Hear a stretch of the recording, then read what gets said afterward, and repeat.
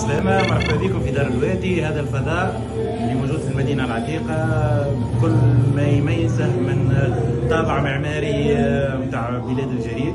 الليلة حفلة كبيرة ياسر مع فناننا الكبير أحمد جلمام. شفتوا الناس كل منسجمة الداخل. أنا بيدي ما حبيتش نخرج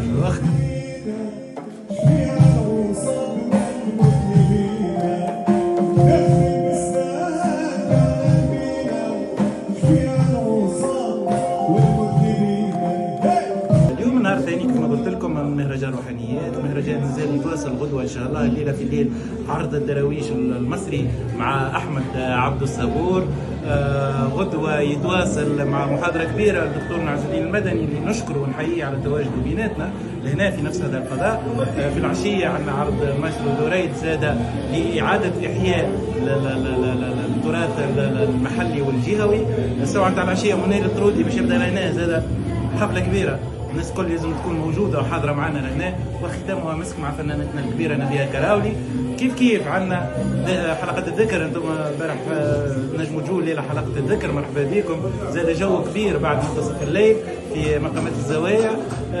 ولا ثم كان الخير بحكم معناتها ثم شويه ما نجموش نقولوا عراقيل مشاكل خاصه على مستوى التمويل، لكن مهرجان روحانيات ان شاء الله في نيه صحيحه وشد طريق صحيح. يعني السنه دوره شوق، هي دوره العوق.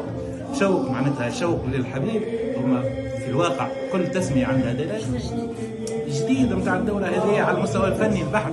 احنا حاولنا نلموا تقريبا معناتها ثراء التجربة الصوفية الكل حاولنا نلموه في الدورة هذه، يعني متنوعة جدا.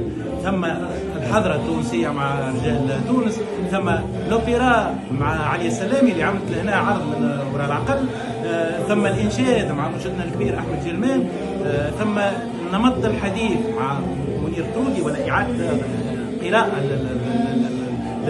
الاغاني الصوفيه مع منير الطرودي. عندنا الفن التونسي مع فنانتنا الكبيره نبيه كراولي. عندنا اول مره نستقبلوا فرقه مولويه بحته ترتكز على العرض الكوريغرافي نتاع الدراويش. دونك هذا كل سنه يعتبر جديد في الدوره هذه. شو التطلعات؟ تطلعات مهرجان بيسورة، مهرجان روحانيات ولد كبير وباش يبقى كبير. باش يبقى كبير من حيث العروض، من حيث الزخم، من حيث الاسماء اللي استقطبها واللي مازال يستقطب فيها. المستقبل نتاع المهرجان انا نتصور بتضافر الجهود ان شاء الله باش يكون مهرجان كبير وينجم يقارع على المهرجانات الكبرى في العالم. هذا حاجه ما نشكوش فيها، وحتى معناتها المشاكل هذه راهي مشاكل ظرفيه باش يتجاوزها المهرجان. من شكون قدع المهرجان؟ هو المهرجان عادة يلقى الدعم من وزارة الشؤون الثقافية، من وزارة السياحة، من مندوبية الشؤون الثقافية، من ولاية توزر، مجلس ولاية توزر، من بلدية نفطة، من بعض المستشارين يكونوا موجودين معنا. كيف ثم دي دوناتور أو ثم ولاد يعطوا فلوس باش المهرجان هذا يبقى متواصل.